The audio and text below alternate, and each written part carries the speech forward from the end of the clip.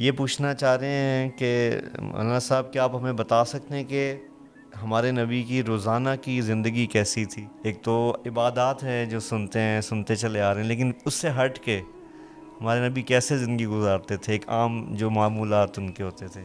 فجر کی نماز کے بعد آپ کا حلقہ لگتا تھا. اول وقت میں فجر کی نماز ہوتی تھی جی جو اشراق تک چلتا تھا. صحیح. تو اس میں ہر قسم کی باتیں ہوتی تھی.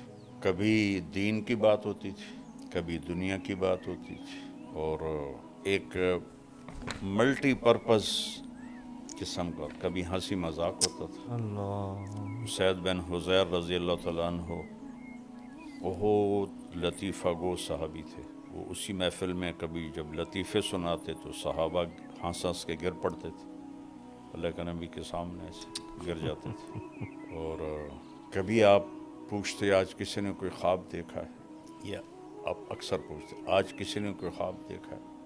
یہ میں نے مولانا سعید خان صاحب رحمہ اللہ میں دیکھا. ان کے ساتھ جو سفر ہوئے تو ہم فجر کی نماز گھر پہ پڑھتے تھے ان کے ساتھ. جب تو پھر وہ پوچھتے بھئی کسی نے کوئی خواب دیکھا ہے.